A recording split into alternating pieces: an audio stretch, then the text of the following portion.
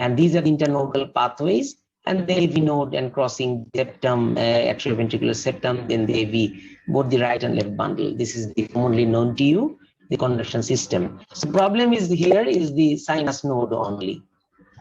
So the etiological factor regarding this sinus node, sick sinus syndrome is the some intrinsic causes the sinus node itself and some external causes. So the common causes are very important for all the time you training, because these causes are very important in the viva and also the written exam and in the clinical practice also. So the common cause is the idiopathic and degenerative. This is the common cause. And the next cause is the all are known to you, that is the ischemic heart disease and some infiltrative disease, which is very common, sarcoidosis, amyloidosis, and hemochromatosis. Some of the patients are presented with this type of disease and also associated with the sick sinus syndrome or sinus brady or different type of arrhythmias.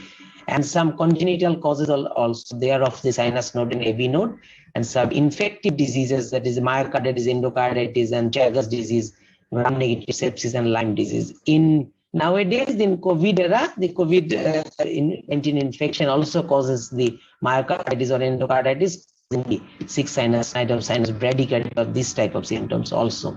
Some rare genetic diseases causes the associated with the cardiomyopathies. Common is the myotonic dystrophy and some laminopathies. And iatrogenic, this is also very common because the surgical trauma, cardiac surgery, when it's done, it is sometimes it causes the injury to the SN node or injury to the SN nodal arteries also. So during the valve replacement, in the intervention, the TAVI and transplantation, some causes injury to the SN node and causes the sinus node dysfunction. And some extrinsic causes also causes the sinus node disease, and some vagal reflexes, also the vasovagal and situational symptoms, that is the micturition syndrome, cuff syndrome, and carotid sinus syndrome. These are also the extrinsic, includes the extrinsic causes.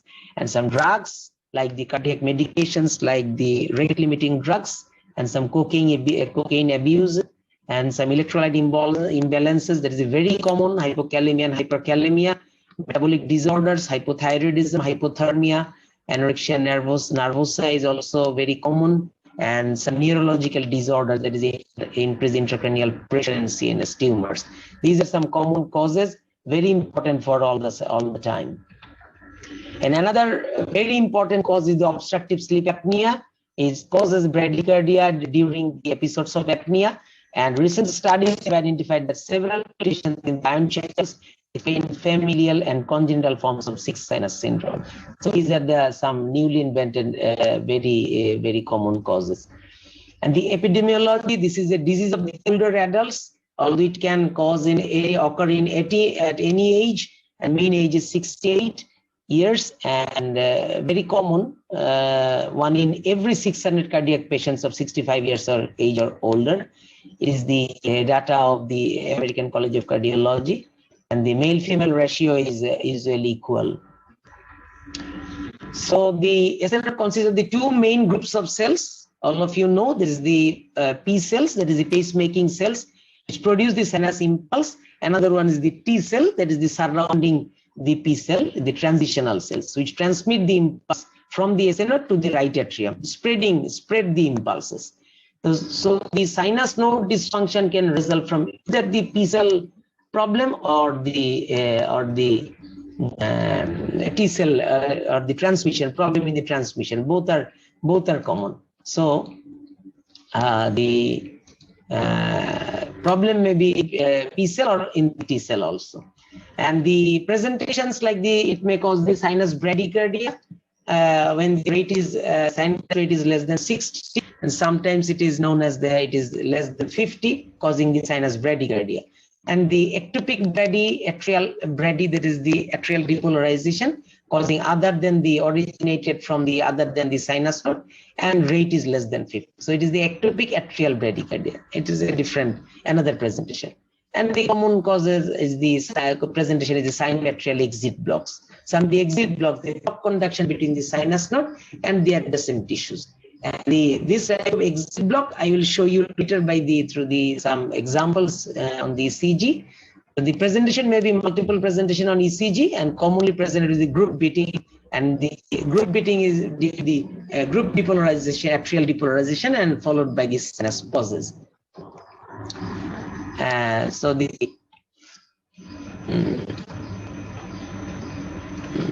slide.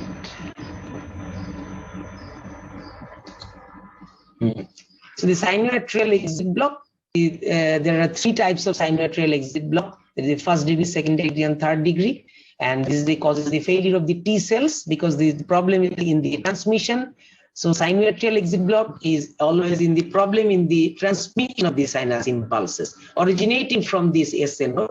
The origination is normal, but the transmission problem is in the transmission. So there is a first degree SA block, there is the sinoatrial block, usually subclinical, and it is usually not detected in the surface ECG. And second degree, it is the parallel to the AV block, but a little bit different.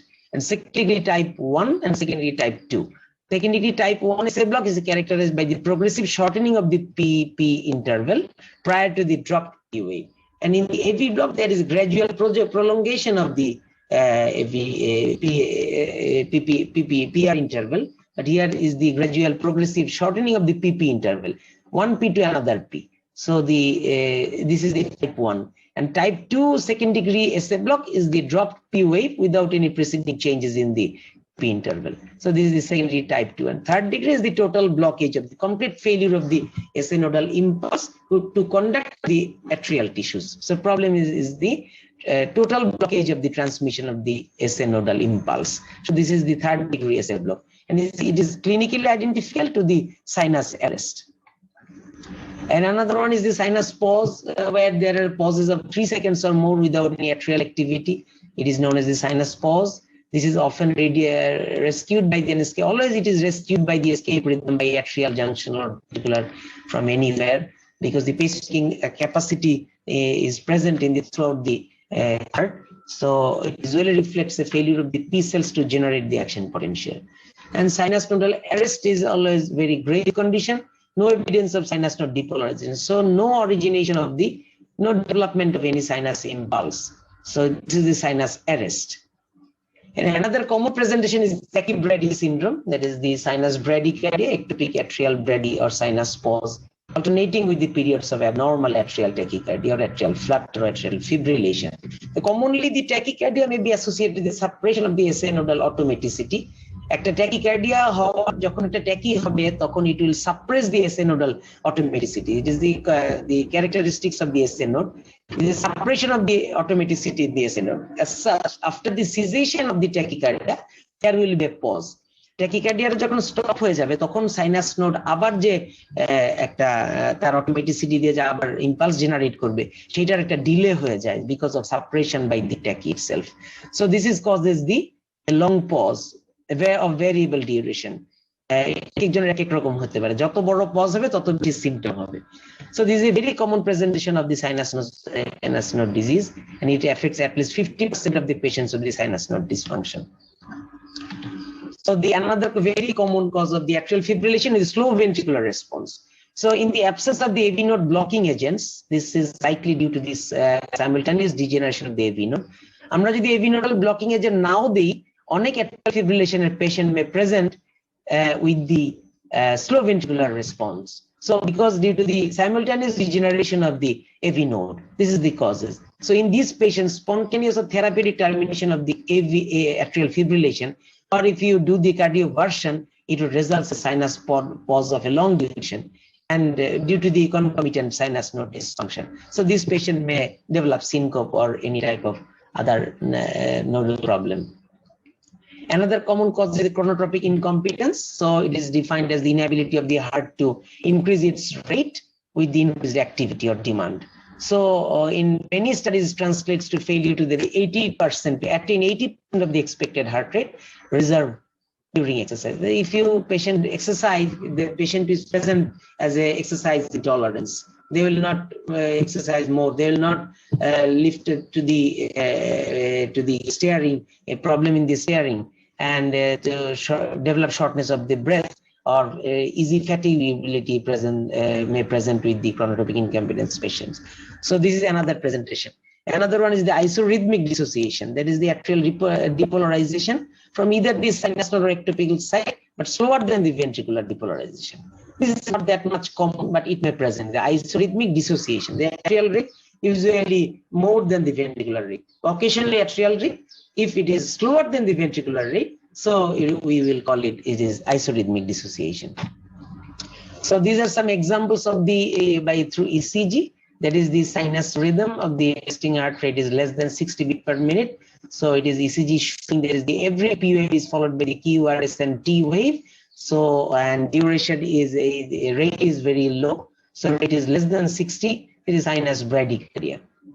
But every P wave is present followed by the QRS complex. But in the first degree SA block, the ECG looks normal because the PP interval is gradually shortened, not gradually, a little bit shortened. This is not evident in the ECG.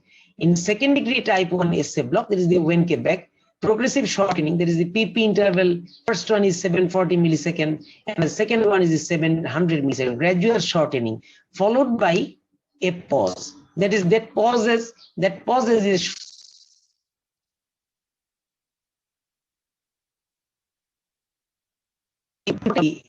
shortage different. The last P interval is the 7 millisecond, and it is double is the 1400. The gap the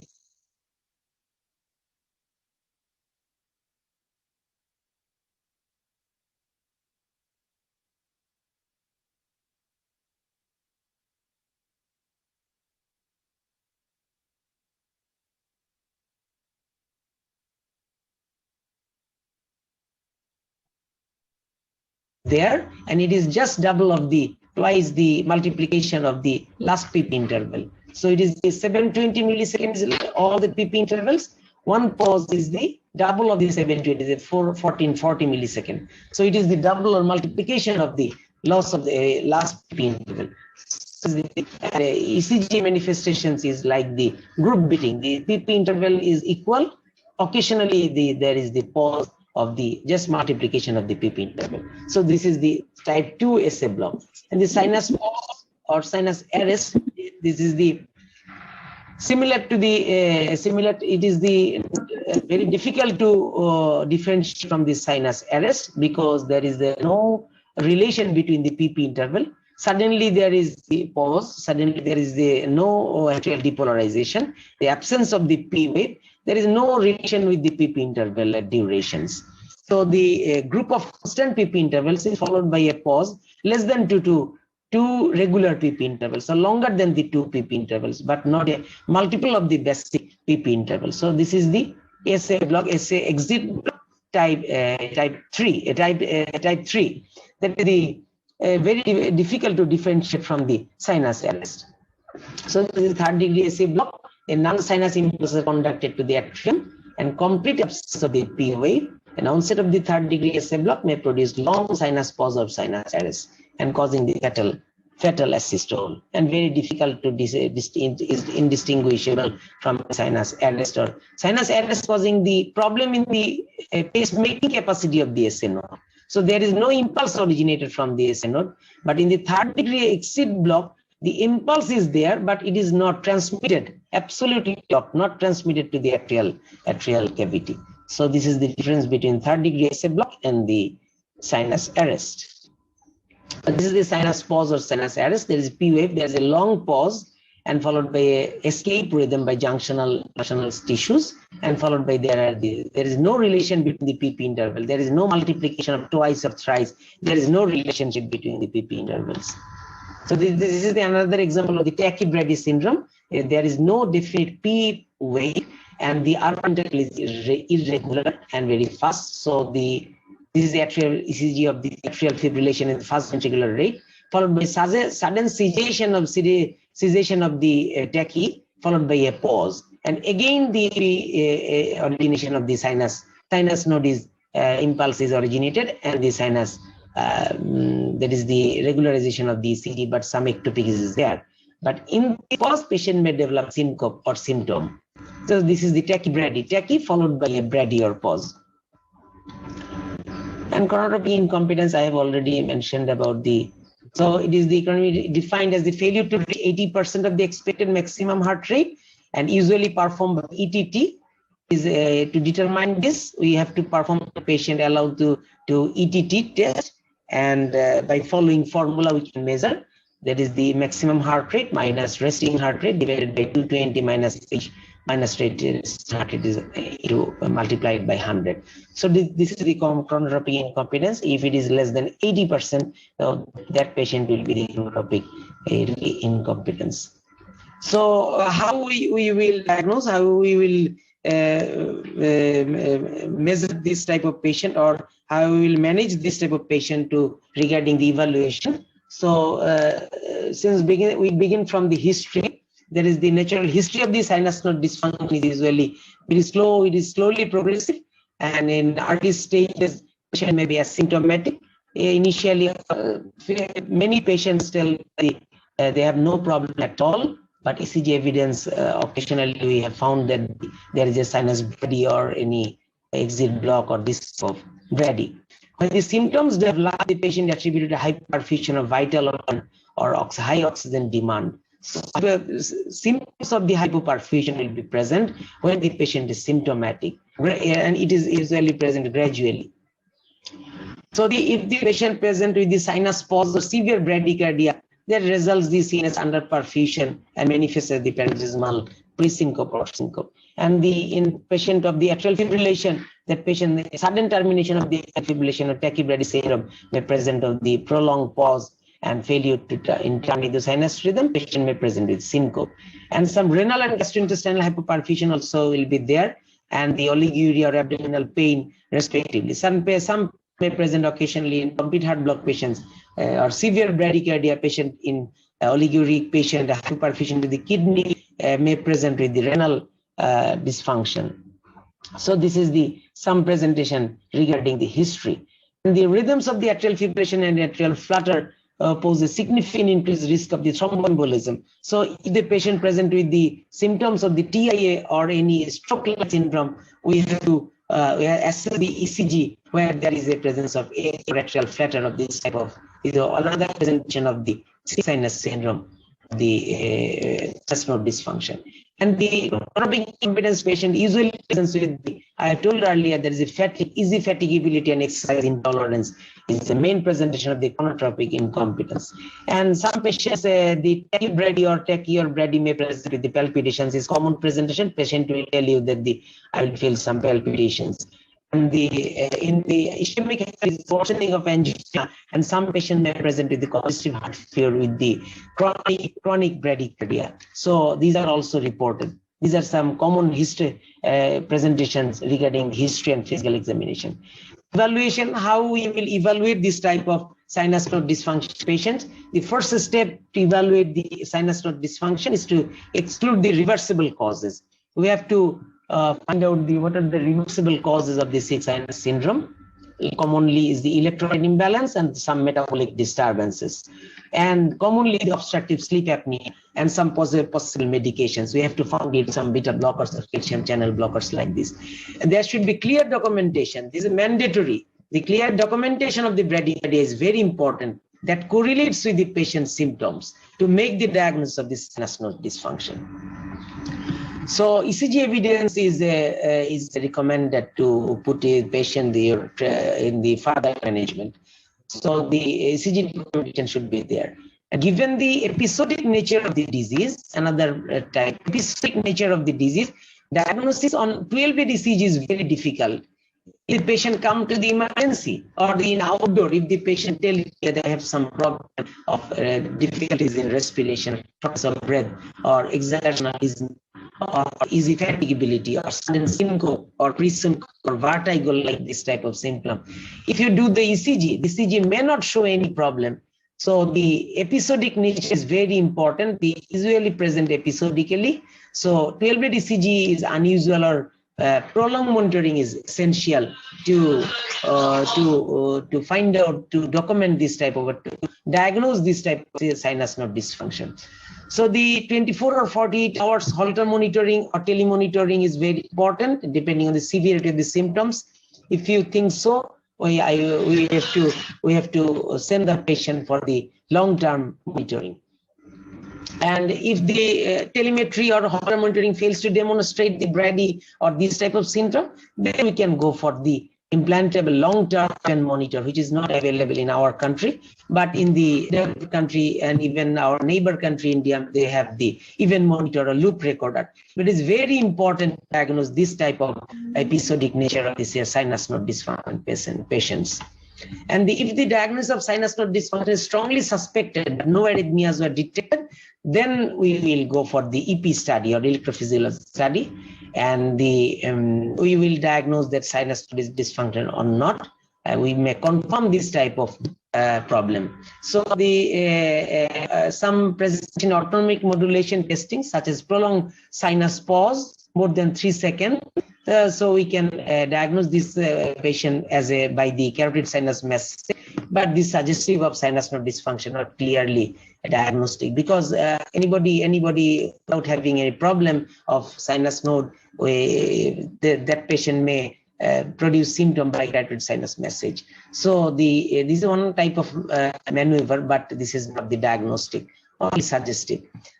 So the testing of the chronotropic incompetence, earlier I have told that the treadmill exercise test is the investigation of choice to diagnose the chronotropic incompetence if the patients present with the experiencing the fatigue and easy fatigability exertional symptoms. If it is less than 80% of the maximal predicted heart rate, we will diagnose that is clinically that is the chronotropic incompetence. But however, this has not that much clinically validated. So regarding the management of the sinus node dysfunction includes the, first of all the things that is the cutting the reversible factor. The first step is to identify the reversible causes and to correct it, and as an initial step. And next, if it is evaluate the patient and history suggestive of the bradycardic episodes, and followed by the symptom is very similar with the ECG findings or the bradycardia related symptoms, so we can go for the pacemaker implantation. So the pacemaker implantation is the ultimate treatment of choice in this type of patients.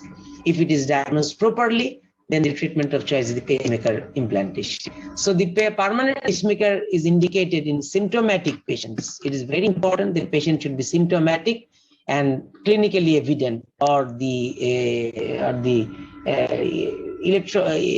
ECG evidence should be there. So the patient is symptomatic and documented bradycardia is there, so this patient will put the pacemaker. This is the indication of permanent pacemaker. And the permanent pacemaker also indicated similar to the medications. We have to continue the medications, and patient have to take the medications, which is essential for his disease, and we have to maintain it, but the patient cannot tolerate the bradycardic episode. Then we can put the patient permanent pacemaker. And commonly encountered the tachybrady syndrome with the beta blocker. That patient of the atrial fibrillation, we will give the beta blocker rate limiting drug for his rate control, but as well as the patient also present as the sinus node dysfunction. That patient we have to put the permanent pacemaker. There is no alternative to it. As well, we'll put the permanent pacemaker as well as the drug will continue. So this is so that the patient will not face any symptom. Moreover, it is reasonable to consider a permanent pacemaker in symptomatic patients who have bradycardia less than 40 beats per minute, and where documentation is not there, but the rate is less than 40. The class 2 recommendation is reasonable, not that much important, but we should wait for the documentation. And if the patient cannot tolerate, and if you find the rate is less than 40, so it might be a very grave condition, you can put a pacemaker for that patient. And the permanent pacemaker also reasonable in the patient who have had diagnostic EP study. If we prove the patient is a diagnostically, that is the problem in the SA node, we can put that patient for a permanent pacemaker. And when considering the type of the pacemaker, it is very another important issue. That is the concern, what type of pacemaker we will put. Usually the dual chamber pacemaker is usually preferred due to the increased risk of the AV block. If the sinus node is problem, usually it is a degenerative process commonly. So if we put the single chamber pacemaker on the atria, and subsequently as the disease is the aging process and the patients of the aged people, so this patient may prone to develop into the AV block also in the future. So we have to put the permanent pacemaker, dual chamber pacemaker, so that the if case of AV block, we can turn it into the dual chamber pacemaker on. And another case is the single chamber pacemaker. There is the problem that develop in the complications.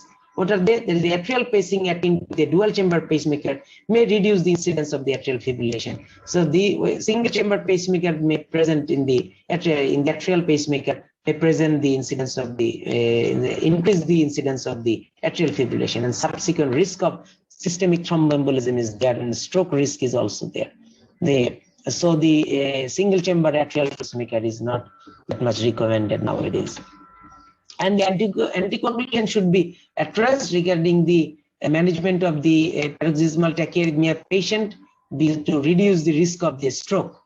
The atrial fibrillation atrial filter patient with the associated with the slow ventricular rate or slow atrial sinus node dysfunction, this patient should put the anticoagulant should be there. And another important message is the sinus node dysfunction follows it is a benign course usually. The risk of sudden cardiac death is very low. So is another important information, and it has not been shown to impact survival whether treated with the pacemaker or not. There is not that much survival effect to put pacemaker of this patient, but it is if it is grave condition, this sinus arrest, long pause is there. So we have to put there is a recommendation also. So the SCC recommendation is the sinus node management is like that the sinus node in a nutshell. If the sinus node dysfunction you suspect, confirm the symptom first, rule out the reversible causes. If the symptom could relate to the bradycardia, the class 1 recommendation is the permanent pacemaker. And it is not recommended, symptom is not correlate or patient is asymptomatic, you should observe the patient. It is a class 3. If you put the permanent pacemaker, you will harm that patient. And another guideline directed drug, if the patient you have to prescribe, if it is a patient to continue the medications that I have told earlier, then the class 1 recommendation also, there is the drug is continue the rate limiting drug, and you should also put the permanent pacemaker, that type of patient also. So the key messages are regarding the sinus node dysfunction, the sinus syndrome. It is a disease of the elderly population and results from the degeneration of the node, affecting its ability to generate or transmit the impulses to the atrial tissues. And the sinus node dysfunction has several characteristic rhythm disturbances manifesting in symptoms of organ hypoperfusion. And the main treatment of sick sinus syndrome is permanent pacemaker. It is usually done after secondary cause are ruled out. And the risk of sudden cardiac death with sinus node dysfunction is very low. So thank you very much for patience hearing. If you have any question, then we will discuss. Participants আরো কয়েকজন student আছে না?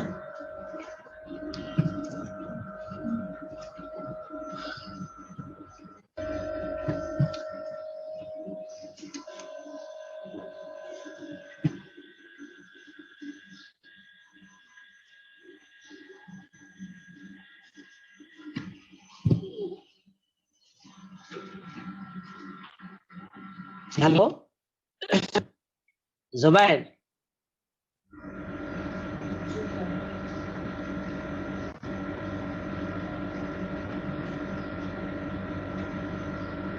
Hello Zobayer, am I audible? শোনা যাচ্ছে? হ্যাঁ কনক, শোনা যাচ্ছে? ওকে, participant তো আমরা ধরো কম, রেকর্ডিং ক্লাস দিয়ে দিলে হয়তো আরো অনেকে শুনবে। এমনি আর কিছু আছে, কোয়েরি আছে? কনক, কি অবস্থা, বুঝতে পারছো? স্লাইড সব দেখাচ্ছে নাকি? স্লাইড গুলি ছিল, ক্লিয়ার ছিল? হ্যাঁ স্যার, ক্লিয়ার ছিল। শুধু স্যার সেকেন্ড ডিগ্রি যখন পড়াচ্ছিলেন টাইপ 1 একটু নতুন রোস্টার না আমি দেখি কোনটা বলো, এটা বোঝা যাচ্ছে না? এই যে টাইপ টাইপ 1 সেকেন্ড ডিগ্রি হ্যাঁ, এই যে type 1 second degree exit block যেটা, সেটা যেহেতু প্রগ্রেসিভ শর্টেনিং, প্রথম পিপি ইন্টারভ্যালটা দেখো 740 মিলিসেকেন্ড, নেক্সট ওয়ান 700 মিলিসেকেন্ড, তারপর একটা পজ। এটা টাইপ 2 মানে second degree type 1 SA block. Clinically আসলে খুব একটা এভিডেন্ট নয়। হ্যাঁ, গ্র্যাজুয়াল শর্টেনিং হবে, তারপরে একটা পজ হবে। আগের পিপি ইন্টারভ্যাল দুইটা গ্র্যাজুয়ালি কমতে থাকবে, তারপর একটা পজ হবে। এটা হচ্ছে, এবং সেটা ওই শর্টেস্ট পিপি ইন্টারভ্যাল যেটা আছে সেটার চেয়ে কম হবে, এরকম একটা ক্যালকুলেশন। এই ক্যালকুলেশনে আমি দেখছি যে আসলে এটা ক্লিনিক্যালি খুব একটা বেশি এভিডেন্ট না। হ্যাঁ, যে type 1 second degree AV block, type 1 first degree SA block তো বোঝাই যায় না। আর টাইপ 2 যেটা, টাইপ 1 যেটা second degree SA block, Wenckebach যেটা, যে গ্র্যাজুয়াল শর্টেনিং হয় পিপি ইন্টারভ্যালটা, তারপরে একটা পজ হয়, সেই পজটাও আবার শর্ট পিপি ইন্টারভ্যাল যে সেটার চেয়ে কম হবে। তো এইরকম ক্যালকুলেশন করে কোনো মানে টাইপ 1 এসএ ব্লক, এটা আসলে এটা আসলে খুব কম ম্যানিফেস্টেশন এরকম।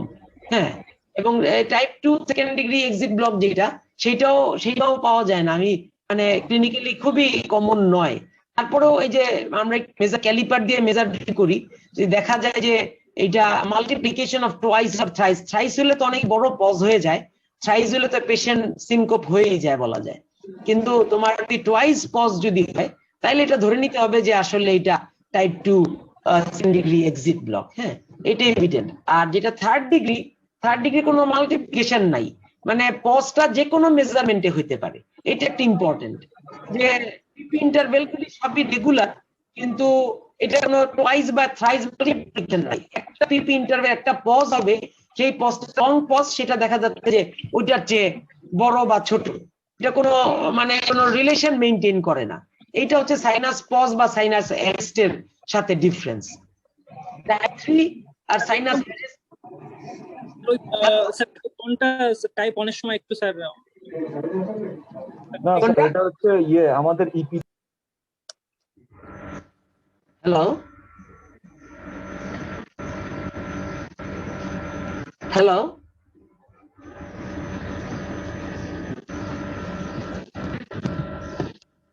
হ্যালো, হ্যাঁ, তাহলে কে কি বলতে চাইলে, কি জানতে চাইলে, কোশ্চেনটা কি ছিল?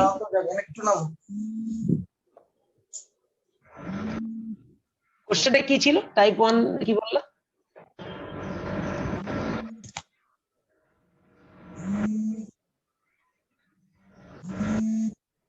স্যার আমাদের যদি পরীক্ষায় জিজ্ঞেস করে স্যার, যদি সাইনাস পজ এবং অথবা সাইনাস অ্যারেস্টের সাথে সাইনোয়ার্টাল এক্সিট ব্লক ডিফারেন্স কি স্যার, সেই ক্ষেত্রে কি স্যার আমরা সিম্পলিফাইড ভাবে জাস্ট এটা বলে দেবো যে মানে সাইনোয়ার্টাল এক্সিট ব্লকে স্যার মানে এক্সাক্ট ভ্যারিয়েবল থাকে, এবং স্যার সাইনাস পজ বা সাইনাস অ্যারেস্টে স্যার প্রিসিডিং পিপি ইন্টারভ্যালের মাল্টিপ্লাই হয় না স্যার, মানে পিপি ইন্টারভ্যালের ডিউরেশনের। হ্যাঁ, রাইট, ডিউরেশনের সাথে কোন রিলেশন হয় না, কোন রিলেশন নাই, মাল্টিপ্লিকেশন নাই, টুয়াইস বা থ্রাইস এরকম কোন রিলেশন নাই।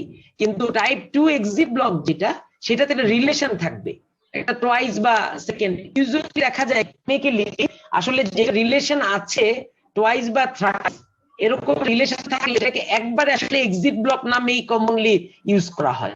হ্যাঁ, মানে এসে ব্লক টাইপ 2 এরকম আসলে এরকম করে আর বলা হয় না। হ্যাঁ, করা হয় না। জি স্যার,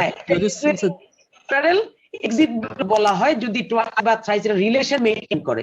ক্যালিপার দিয়ে বা কাগজ দিয়ে আমরা দাগ দিয়ে যদি মেজার করি পিপি ইন্টারভ্যাল গুলি, আর একটা পিপি পজ যদি আমরা মেজার করি, তাহলে তখন ওই পজটা যদি দেখা যায় মাল্টিপ্লিকেশন হচ্ছে, তাহলে ওটা একবারে বলা হয় এক্সিট ব্লক এইটা।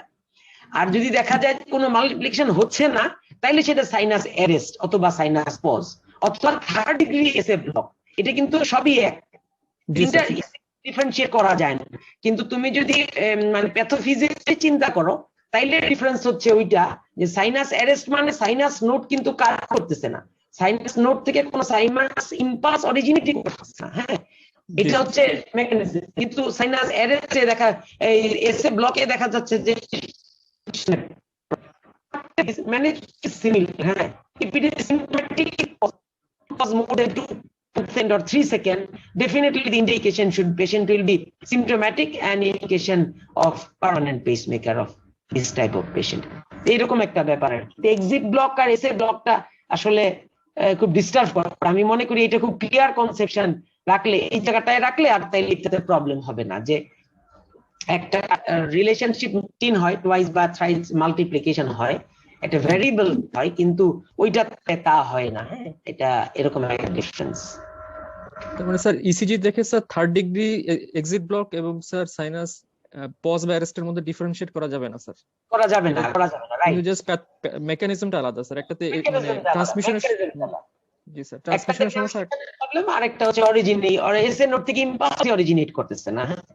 এইটা থ্যাংক ইউ এই স্যার। ওকে, এটা মনে করি যে এই জায়গাটা একটুখানি ইসিজি তে প্রবলেম করে, পরীক্ষাতেও বা এমনিতেও সামনে যে কোনো তোমাদের ইমার্জেন্সিতে যে কোনো ইসিজি পাইলে পরে এই জিনিসটা একটু মাথায় রাখলে আমি মনে করি যে এটা খুবই খারাপ। সাইনাস আর সিক সাইনাস সিনড্রোম তো মাঝে মধ্যে শর্ট নোট আসে, এটাও একটা ব্যাপার। অনেক সময় ইসিজি ভাইভা এগুলি, টেবিল ভাইভা এগুলিতে অনেক সময় ই করে, তারপরে অস্পিতে এগুলি অনেক সময় পাইলে পরে খুঁজে এগুলি আমি দিয়ে দিই। হ্যাঁ, এগুলি আমি মনে করি যে আর কোনো কোয়ারি না থাকলে আমরা তাহলে